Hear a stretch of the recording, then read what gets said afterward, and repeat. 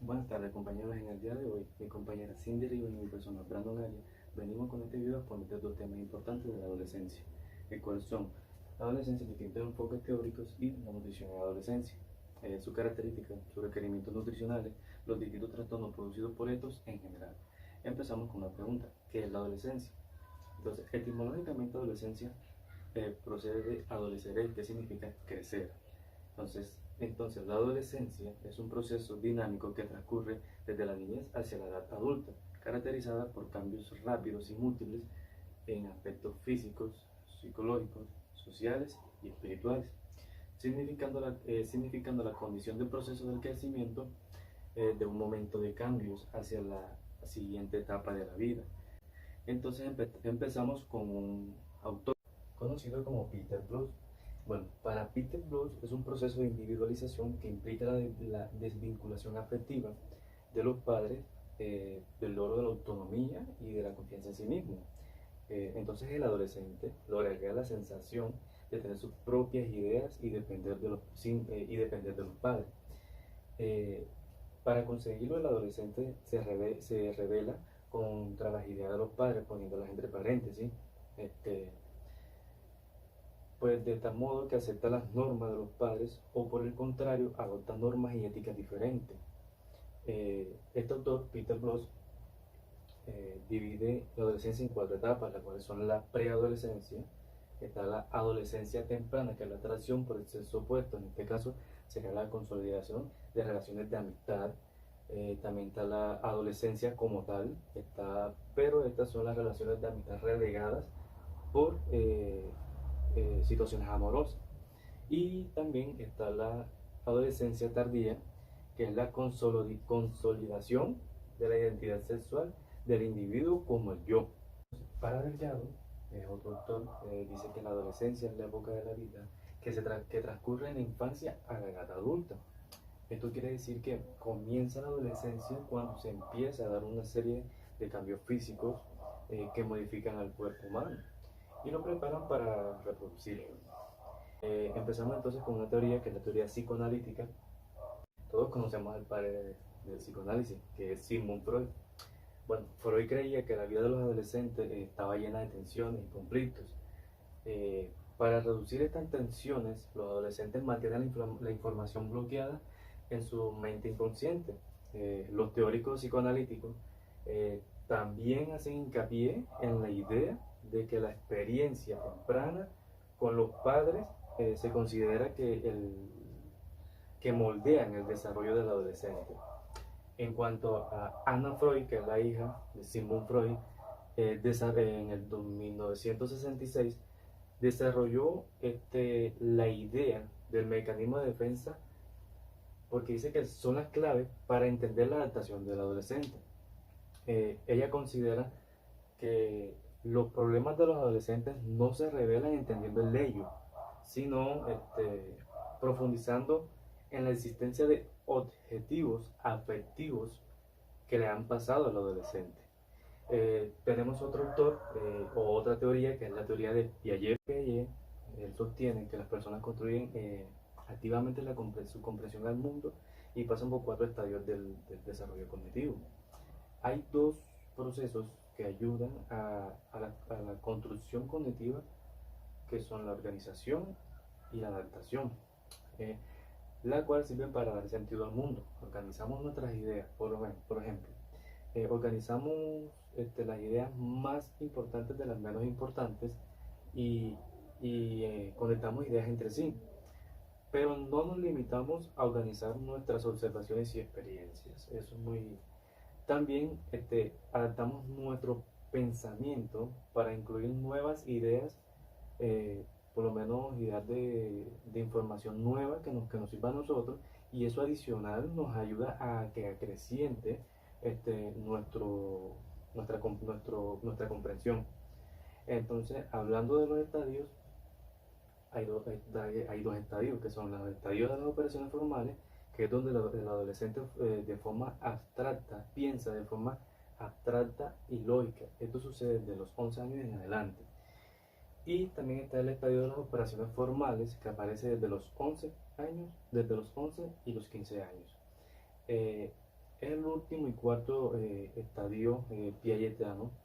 En este estadio pues va más allá de las experiencias conectadas y piensa de una forma más abstracta, más lógica, y su forma de pensar permite que los adolescentes elaboren imágenes de situaciones hipotéticas. eh, Empiezan a dar vueltas a las posibilidades que tienen a su alcance y se sienten fascinados con lo que podrían hacer en el futuro. Seguidamente seguimos con la teoría eh, conductual de Skinner. Bueno, Skinner dice que subraya la importancia de estudiar las experiencias ambientales y el comportamiento observable. Dice que la mente, consciente o inconsciente, no es necesaria para explicar el comportamiento del desarrollo. Para Skinner, el desarrollo es comportamiento, puesto que los conductistas consideran que ese desarrollo es aprendido y a menudo pues, cambian en función de las experiencias ambientales.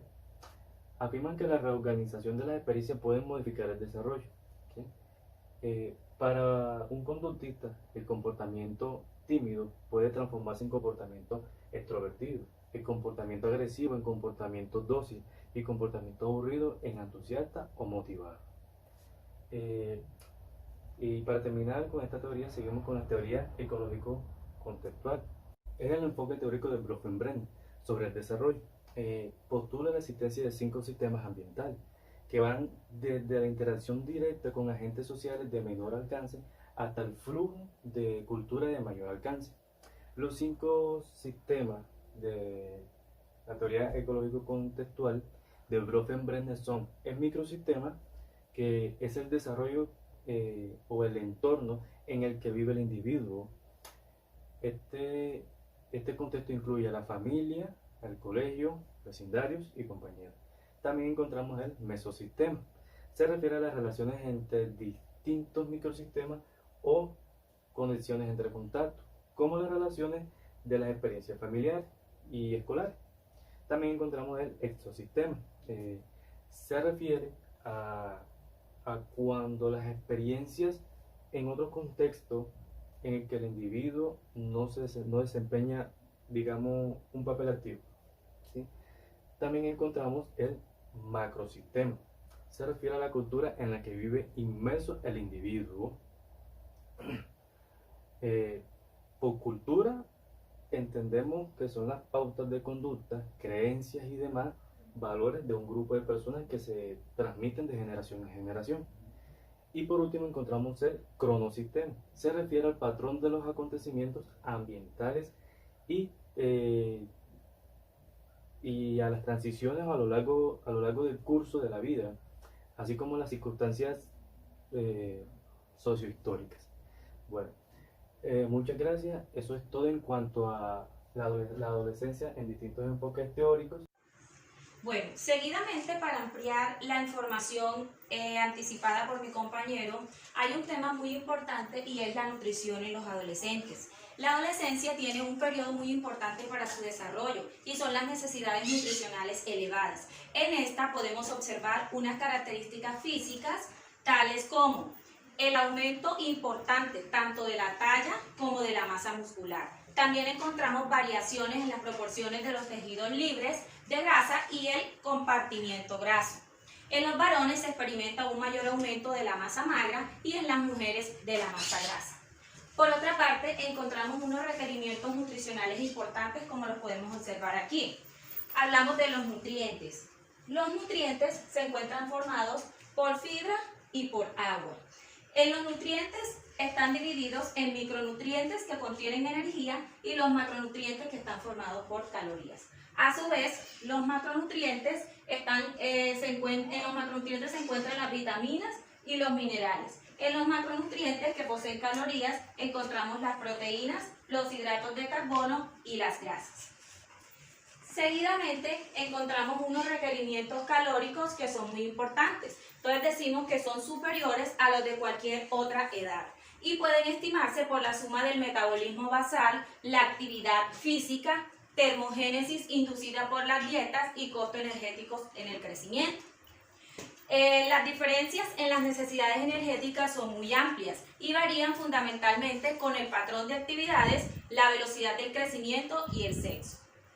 Dentro de estos requerimientos calóricos podemos encontrar primeramente las proteínas. Entonces decimos que las proteínas se establecen en función de las necesidades para mantener el componente corporal proteico y obtener un crecimiento adecuado. Debe aportar entre el 10% y un 15% de la dieta. Algunos alimentos que proporcionan energía son la carne, el pescado, el queso, la leche, los huevos, los granos y otro tipo de alimentos. Seguidamente continuamos con los hidratos de carbono. Debe representar entre el 55 y el 60% del aporte calórico total, preferiblemente en forma de hidratos de carbono, complejo que constituye una importante fibra. Estos se encuentran en el pan, la papa, el arroz, las lentejas, el yogur, entre otros alimentos. Seguidamente encontramos las grasas. Por su alto contenido energético, se hace indispensable en la alimentación en los adolescentes. Además, su objetivo en la prevención de enfermedades cardiovasculares. Seguidamente continuamos con las grasas, que por su alto contenido energético se hace indispensable en la alimentación de los adolescentes. Además, su objetivo en la prevención de enfermedades cardiovasculares. Algunos de estos alimentos que contienen grasas son el aguacate, el ajonjolí, el aceite de oliva, las almendras y otro tipo de alimentos. Seguimos con las vitaminas. Las vitaminas son compuestos heterogéneos imprescindibles para la vida y que al ingerirlos de forma equilibrada y en dosis esenciales les promueve el correcto funcionamiento fisiológico de nuestro organismo. Dentro de ellos encontramos las vitaminas A, la vitamina D, la vitamina E, la vitamina K y otros sinnúmeros de vitaminas muy importantes para la nutrición en los adolescentes. Y finalmente continuamos con los minerales. Los minerales son los reguladores durante el proceso de la adolescencia, siendo el hierro, el calcio y el zinc indispensables para el crecimiento durante esta etapa importante que es la adolescencia. En la nutrición de los adolescentes también existen unos trastornos de la conducta alimentaria. Dentro de ellos podemos encontrar la obesidad, la anorexia, el trastorno por atracón y la bulimia nerviosa. Comenzamos por la obesidad. La obesidad es una enfermedad crónica que se caracteriza por el aumento del peso producido por la acumulación excesiva de grasa en una magnitud que compromete nuestra salud. Seguimos con la anorexia. La anorexia. Bueno, muchas personas con anorexia piensan que pesan demasiado, incluso por debajo del peso normal. La comida, el control del peso y comer se vuelve definitivamente una obsesión para este tipo de personas. Continuamos con el trastorno por atracón. A diferencia de la bulimia nerviosa, a los episodios de atracones no le siguen conductas como purgas, exceso de ejercicio o ayunos. Por eso la mayoría de las personas que sufren estos trastornos son obesas. Y aparte de esto, también son propensos a contraer enfermedades cardiovasculares o a sufrir de presión arterial alta. Finalmente seguimos con la bulimia nerviosa.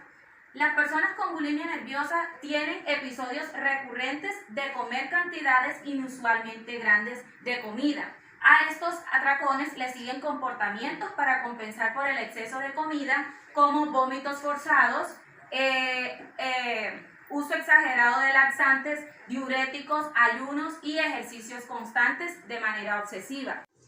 Afortunadamente encontramos formas de cómo tratar estos trastornos y estos se pueden hacer a través de psicoterapia individual, del grupo o familiar. Medicamentos, por ejemplo, los antidepresivos, atención y controles seguidos y por último, algo muy importante, seguir asesoría nutricional con un especialista en este tipo de temas.